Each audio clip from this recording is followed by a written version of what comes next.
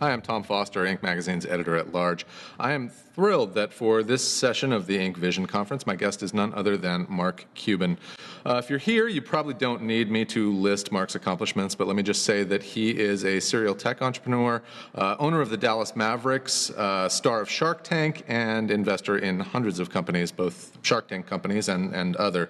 For years, Mark has also been an important voice in the national conversation in presidential politics, in how we go about opening up our economy amid a pandemic, and around sensitive issues around race and culture in the country and economic inequality.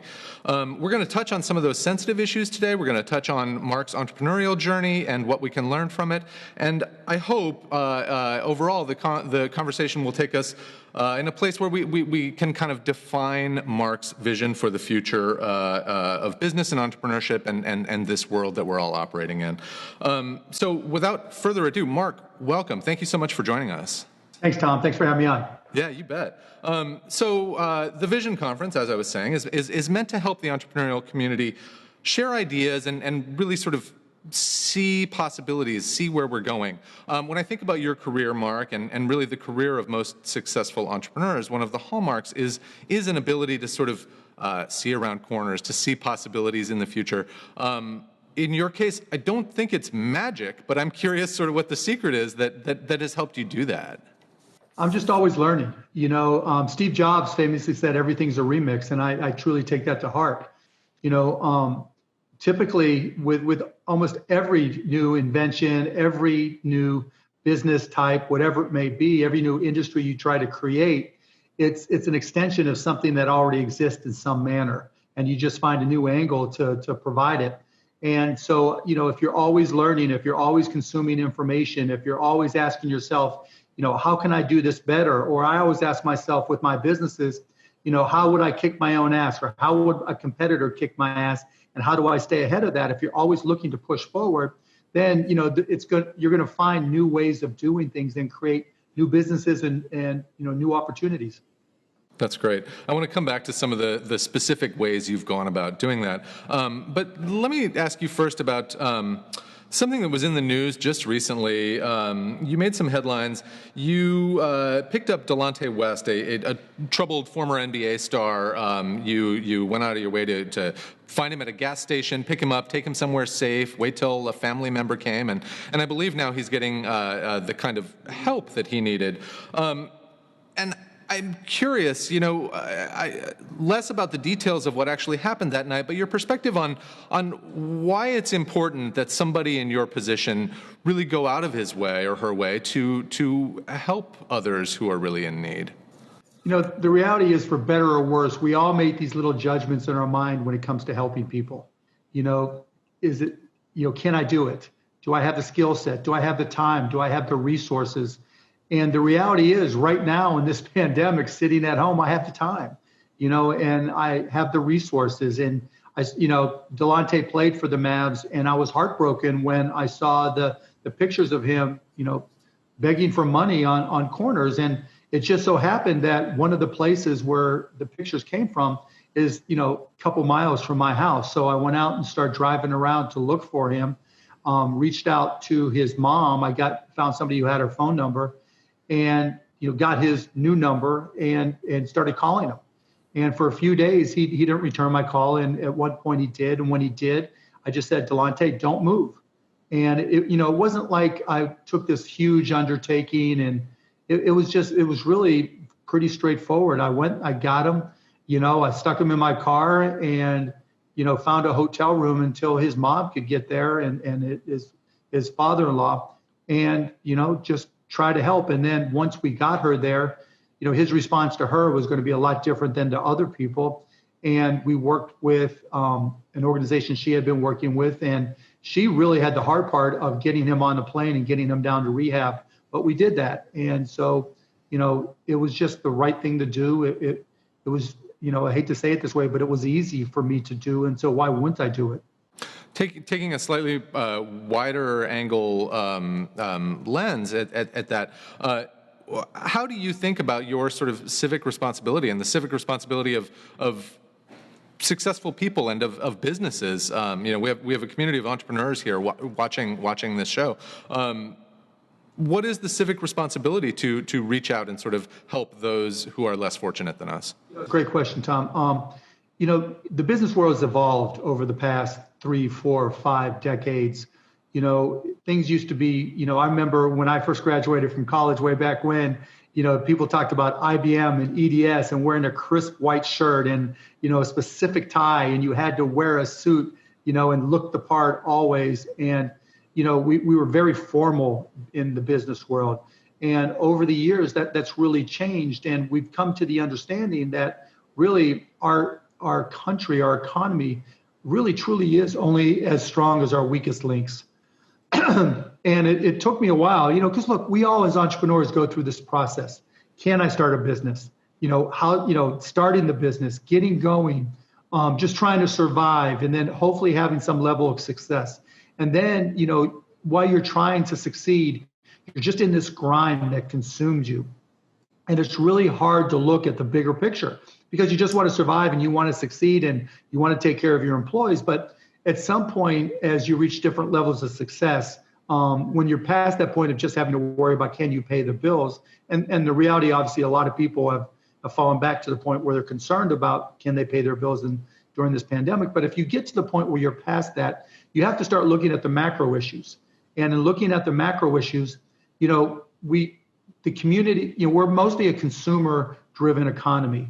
And the weaker the consumers are, the weaker our communities are, the weaker our cities are, and the weaker the people in those communities and cities are, then the harder it is for any of us to do business. And so to me, I think, we really have to start understanding that capitalism needs to be compassionate because, there's just so many in this day and age, because of social media in particular, we get to see people we never saw 50 years ago. They're right in front of us, and we start to understand their impact. When people aren't educated, when kids aren't educated, when kids don't get proper education, when they can't eat, when they don't have proper housing, when there's not grocery stores and you live in a food or medical desert, then we really are, it makes it hard for business to succeed. It makes it hard for us to grow the economy. It makes it hard for us to succeed as a country.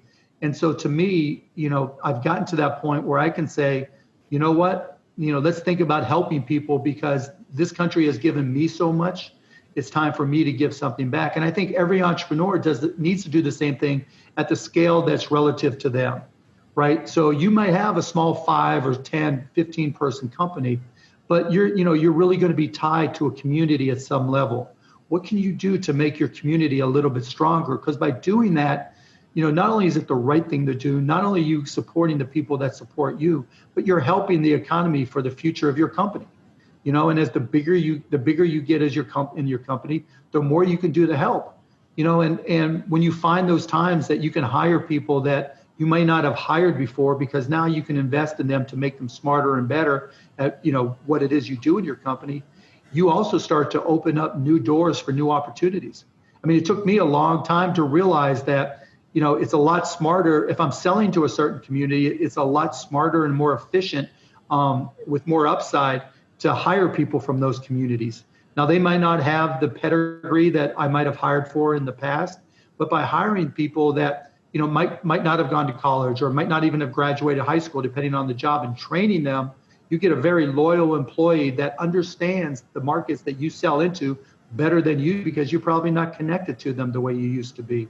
So, I mean, that's a long-winded answer and a long way of saying that, the stronger your community is, the stronger you can make your community, the better business you're going to do, the more appreciative your customers are going to be, and the stronger our country is going to be as a result. The phrase that keeps coming to mind to me as I'm listening to you talk about all that is income inequality. We've all seen the stats where, for 50 years, the highest earning 20% in the U.S. have brought a larger and larger share of our country's total income. There are various other stats we've all seen about how income inequality has become more and more stark in the United States over the past few decades.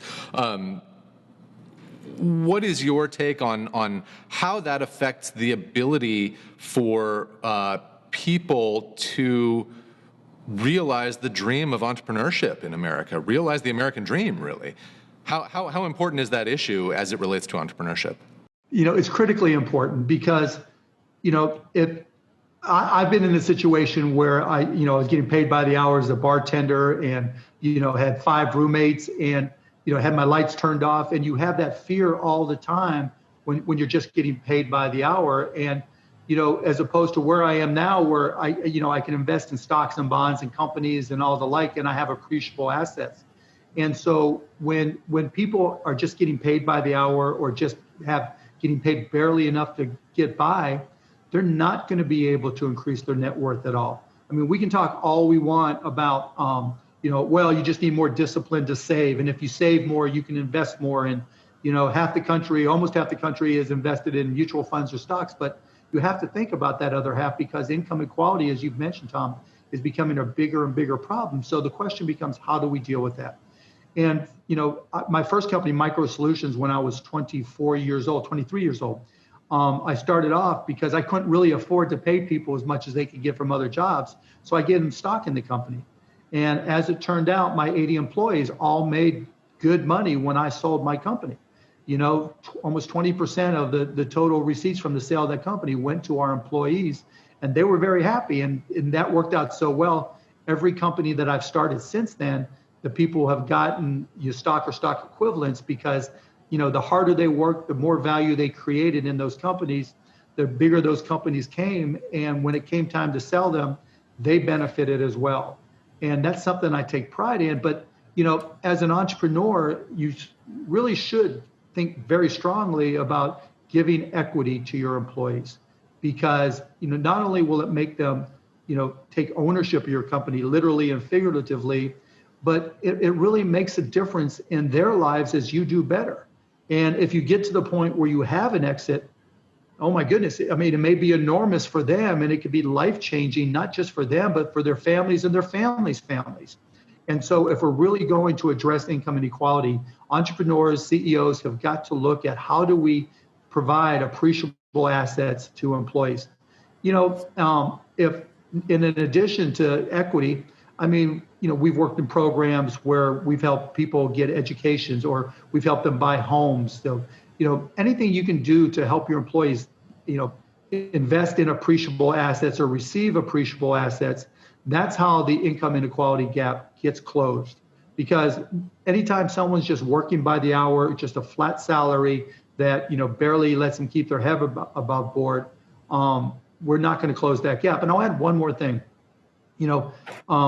I went through, I'm half owner of the American Airlines Center, where the Mavs play, the Dallas Stars, we have concerts, et cetera, here in Dallas.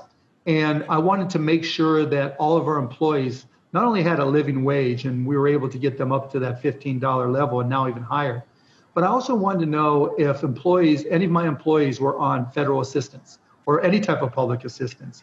Because to me, the ultimate insult as a capitalist was that I was paying so little to my employees that they needed help from the government. The libertarian in me just got sick to my stomach that was a possibility. Now, not all employees want to admit they're on government assistance of any sort, but at the same time, I was able to go through, because, we're all going to have employees that, maybe make $30,000 or $40,000 a year, but have 4 kids. It doesn't matter if they're 30, 40, or 50 years old, but, with 4 kids, $40,000 might be a good wage to someone who's 21, but, to somebody who has a family of 6, that's not going to work. And so, while you can make the argument, or we can have the discussion, well, is it fair? Is it a pure meritocracy? The reality is, what was important to me is, I can't live with myself if one of my employees is on government assistance. And so I went and found those unique circumstances and made sure they were compensated in a way that made their lives work better. And in addition to the equity they were receiving in the company. And, the response was phenomenal. My turnover rates went, through the floor. I'll give you the example that Micro Solutions, my first company, again, I had one person leave the entire 8 years I owned that company, and they came back and worked for me after they left. And so you can create a culture of gain for your employees. And I think it's important to do so. And that's really what compassionate capitalism starts to address. That's great. Great answer. I want to stay on sort of sensitive subjects for just a moment longer. A few years back, I think it was 2014 or 15, you made some headlines at an Inc. conference. Yeah.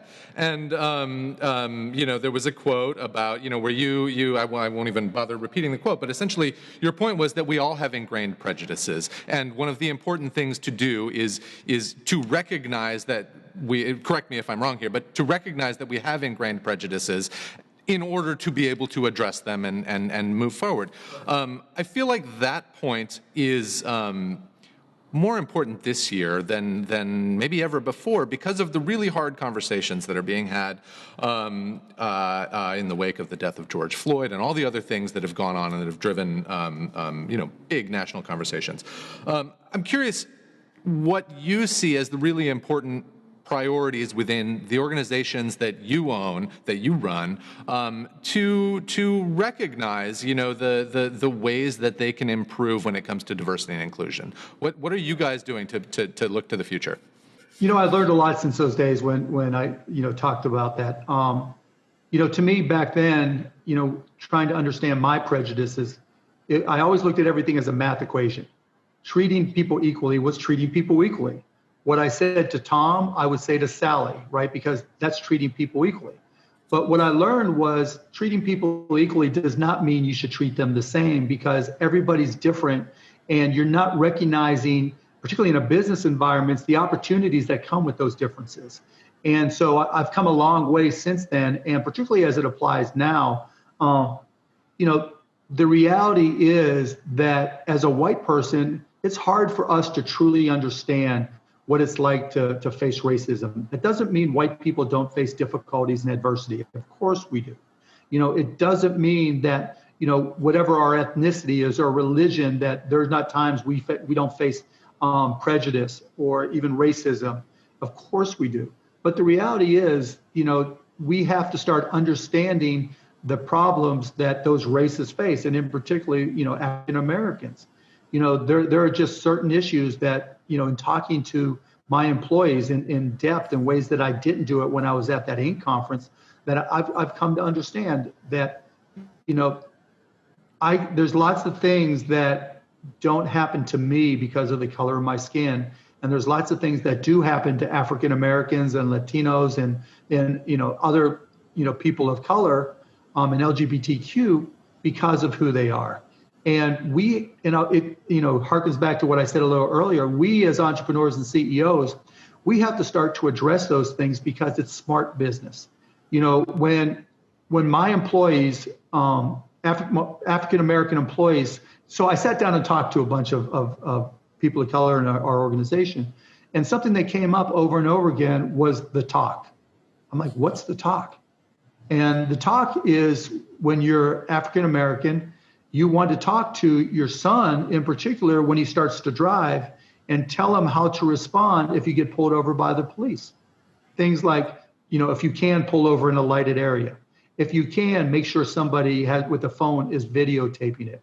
Always comply and do everything they ask, knowing that they're still, there still may be racist. And I'm not saying police officers as a whole are racist, but you're still going to come across it more often than not if you're African American. And you have to adapt to these things. And part two of the talk is, don't be surprised if you walk into the store, no matter how you're dressed, and people start watching you more closely than they watch white shoppers. These are the things that are what happens with systemic racism. And, I think it's incumbent upon me and my organizations to start recognizing that this is an issue that my employees face. And as long as they face that, they're not going to be nearly as effective or efficient or productive, because just having that natural fear. I mean, imagine one of your Black employees going out and doing an errand, and getting pulled over, or, doing something for work out on a sales call, whatever it may be. I mean, and having that fear, it's just, there's so many elements to it, but you have to be cognizant of what your employees go through. And to me, that's just being a good human. When you can be more compassionate, be more empathetic, have a better EQ, things that I was awful at. I'm not going to lie. I mean, over the course of my career, I was go, go, go, go, go, go, go, ready, fire, aim. And, if I wasn't that most compassionate or empathetic person, that's okay because I'm on a mission. Well, we're in a different era right now. And for an organization that doesn't treat their employees with empathy, that doesn't recognize the differences and the nuances of their background and their race, people aren't going to want to work with you. People are going to want to get out of there as quickly as possible. And not only your employees are going to recognize it, but your stakeholders and your customers are going to recognize it as well. We've all dealt with organizations where we just heard something or saw something and we shook our head, but we didn't do something. If that is your organization, you're going to suffer and you're not going to succeed over the long term. And so, again, being empathetic, understanding the backgrounds and the needs of each individual really is going to make you a better entrepreneur, a better CEO, and you're going to have a more successful company. You're a prolific investor and in companies. One of the things we've seen in venture investing is that there's a vast underrepresentation of communities of color, of women, of anything other than white men, are underrepresented. I'm curious, specifically as regards to Shark Tank.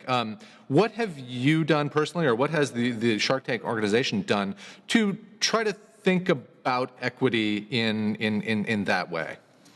Well, you can go to markcuban.com and see all the companies I've invested in, and we break them down by veteran-owned, by women-owned, by people of color, because it's important. Look, I am so thankful that old white baby boomers are closed-minded, and anybody out there who's an investor also should be thankful, because it's so idiotic that it creates incredible opportunities for me, incredible opportunities for you, incredible investment opportunities, incredible hiring opportunities. I always want to invest where people ain't, right? I always tell people, when you're starting a company, if there's 1,000 people doing the same thing, why would you want to be 1,001? And there's so many undiscovered, incredible entrepreneurs, people of color, Latino, LGBTQ, that for whatever reason, VCs and other angels and seed investors just ignore. I mean, I actively solicit, go out and find them. And Shark Tank does the same thing. I think we're past 50% in terms of women entrepreneurs coming on and presenting to us. And I know this season, women entrepreneurs, people of color, even during the pandemic, we had some incredible companies come on and get deals.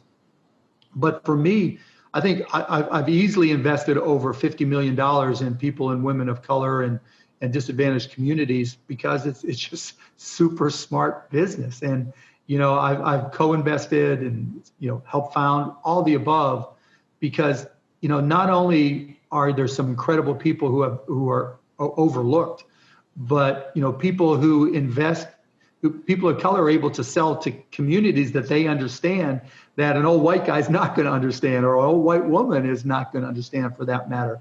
And I've invested in women who, understand their communities and what they're selling a whole lot better.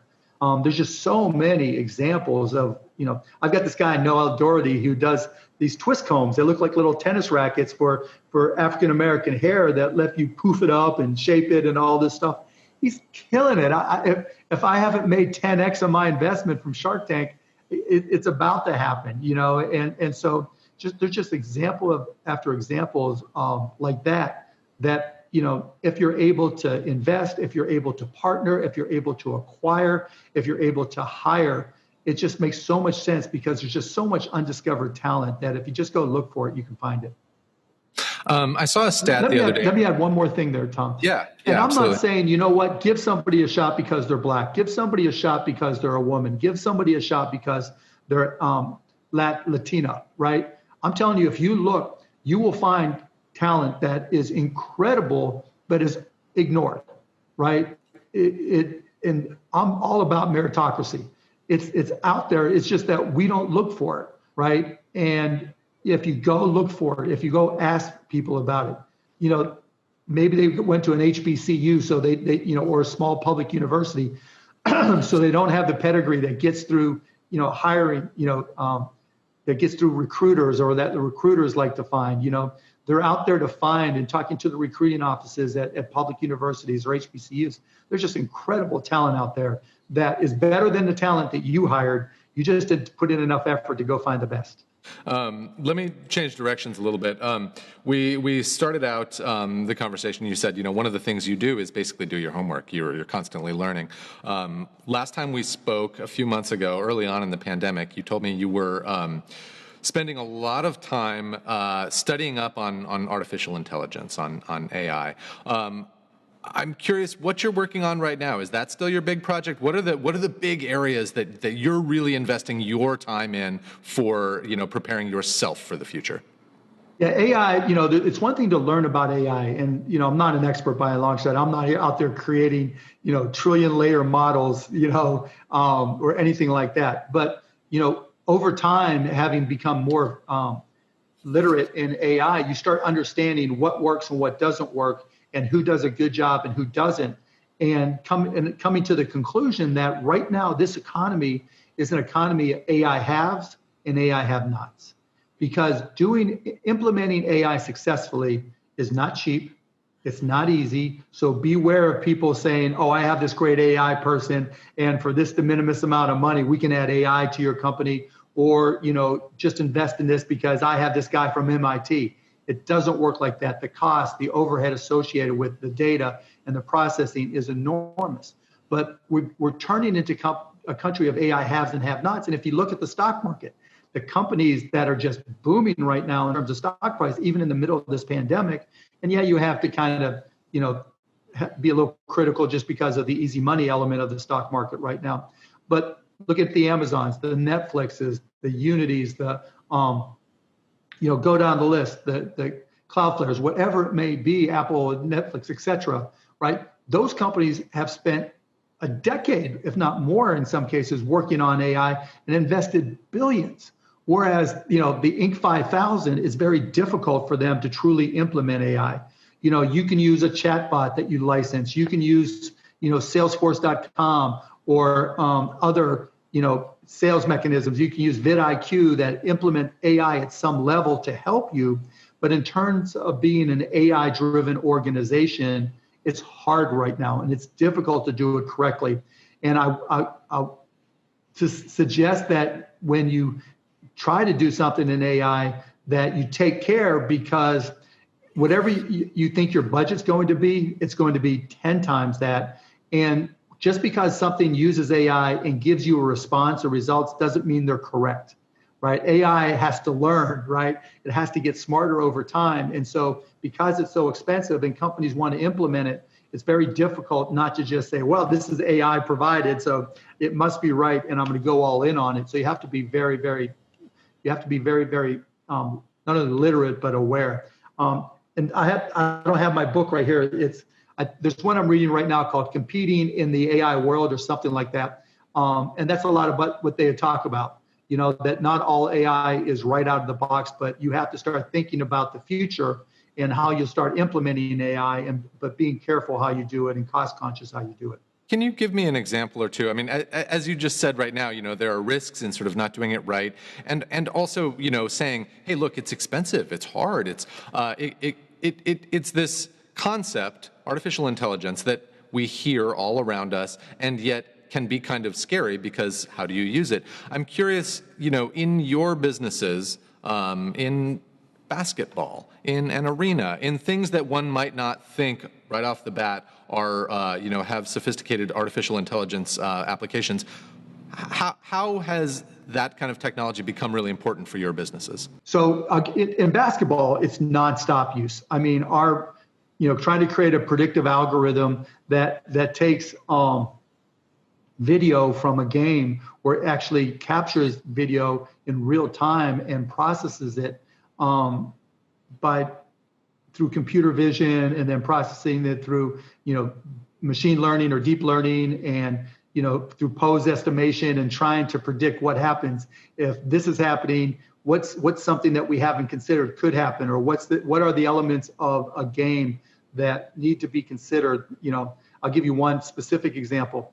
How much space does a defense need to cover, literally, in creating the geometry of it, in order to reduce the points per possession by 0.1, right, or 0.2. And, and then you work backwards to the speed of the players. And how does that compare to their offensive ability? And what are the trade-offs? All this is part of the machine learning analytics that we're trying to figure out. From a business perspective, I've got a kid, Ian McHugh, that, oh my God, it's priced something. It's on markcuban.com. I can't remember all my companies anymore.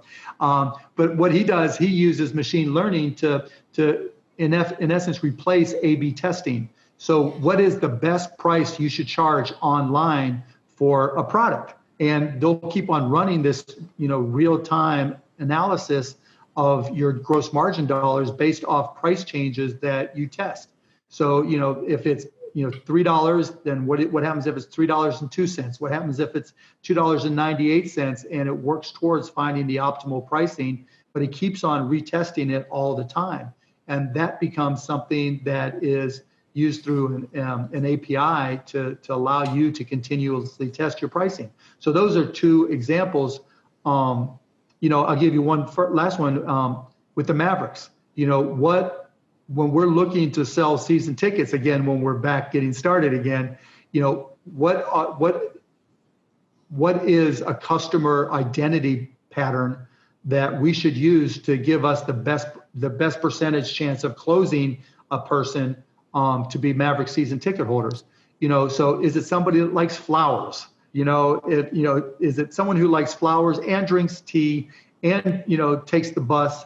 All these specific elements and features that we look forward to create a pattern that allows us to determine where we should look for our next customer and which one has the best chance of closing. We've talked in the past about America 2.0 as a phrase you've used over the last 6 months, really, since the pandemic took hold. And by that, I believe you mean, just sort of that we're going to come out of this with a whole new set of needs and opportunities.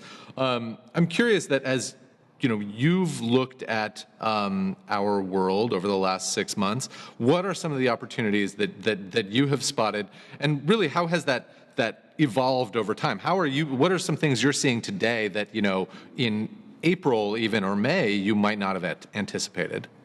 I think we've gone a lot farther in the digital economy than I expected we would.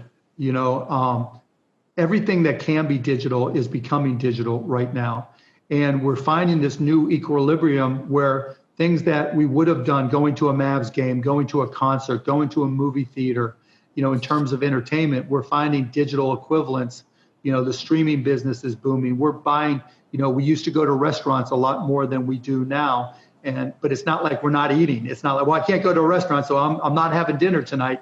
We're finding new ways to buy food. Groceries being bought online it's exploding. People are buying more things online. They're getting educated. Cooking shows are going online. I've got one company from Shark Tank, Alice's Table, as an example. They used to have, they help women start businesses where they teach how to do floral arrangements, as one example.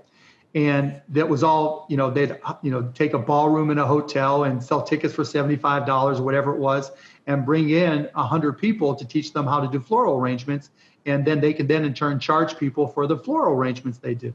Well, that all got shut down with COVID, and they went online and started to do it on a streaming basis. And so we're seeing a lot more people become a lot more efficient at doing this. So they went from being able to do 100 people in a ballroom to on Mother's Day having 1,400 people or something like that in a partnership with 1-800-Flowers. And so they effectively pivoted their delivery mechanism to being purely digital. And it's grown and people appreciate it more, and it's starting to be a lot more comfortable with that approach. Now, that has a bigger implication. There's this term creative destruction. When we got rid of records, we saw CDs come along, and then we saw CDs replaced by streams and downloads. And that, was bad for people in the record industry. I went to Indiana, and Terre Haute was the RCA's largest manufacturer of records. A lot of people lost their jobs, unfortunately, but you can make the point that it was creative destruction.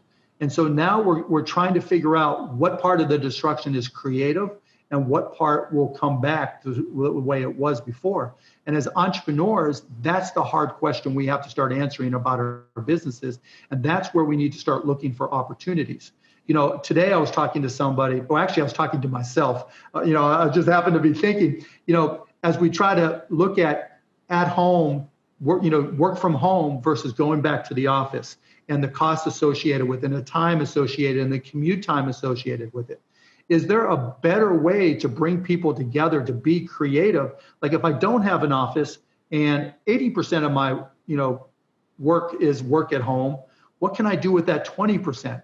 And my initial thought was, well, if we're working remotely, there's no reason why I couldn't bring the office down to Cabo, right? Or bring them to Miami and be on the beach, or set something up that's uniquely fun, over the summer when kids are out of school, or put together, things that are just, vacation and fun and exciting for my employees, because I don't have this office overhead. So what is the balance in terms of the cost for an office versus the cost of doing special events and special programs like this? If I have 20 people in one of my companies, why couldn't I take 20 people to a vacation destination, set up the great broadband? Let's say in the Caymans, it's the hedge fund capital of the world, so the broadband's great. Once we start to get past this pandemic, that allows all these people to work there for 30 days and bring their family and just love every minute of it, or keep them in Dallas going into an office. What are the cost elements, or what is the impact on my business? And can I do something like that just completely changes the game? It's destructive to commercial office space, but what's the impact on my employees and on my business, on our productivity and our results? Is it better to do it that way? So those are the types of things that I'm looking at. Voice activation, how much more can I learn about Alexa? Because we're trying to be touch-free where we can. Do I need to reserve keywords on Alexa? So when we say, Alexa, Dallas Mavericks, or Alexa, buy Mavs tickets, someone else, or buy whatever, buy a pen. Someone else doesn't grab that keyword, like maybe, someone grabbed a domain name in the past. So just trying to think about those things keep me occupied. But I think in terms of America 2.0, we're seeing a lot of those things, and that creative destruction is going to lead to companies that are world-class companies. Great advice. We are running short on time. I want to ask you one quick kind of wrap-up question here, bringing it back to the purpose of the Vision Conference, which, again, is sort of helping founders see a way forward. Can you take us out with one sort of final piece of general advice for founders who are trying to keep their eye on the future in a very difficult time when there's so much that's making you look at what's right in front of you? You know what? Be nice, make people happy. It seems to make perfect sense just to keep your customers happy, to keep your stakeholders happy, but that's the reality. Look, one of my favorite sayings is sales cures all. And the best way to sell is to really educate your customers and make them happy. And the best way to find out what makes them happy is to ask them. And that's not to say you have to do everything they ask you to do, but just by communicating, you're going to be better in sales. By communicating with your employees and stakeholders, your business is going to be better. And then I'd also add to what I said earlier, look at the bigger picture. When the community that you work in is thriving and the people around you are thriving, your brand is going to thrive as well. When people don't feel good about you or your company because you're trying to cut corners, and look, it's hard not to right now because you might not have any revenue, you still have to look at the bigger picture, because if your customer base and their economy doesn't thrive, you don't thrive. I think that's a little longer than you wanted, but I wanted to get it all in. That's great. Mark, thank you so much for joining us. Thank you, Tom. Thank you, everybody, for being here at the Inc. Vision Conference. Thanks again. Thank you. Thank you as always. You bet.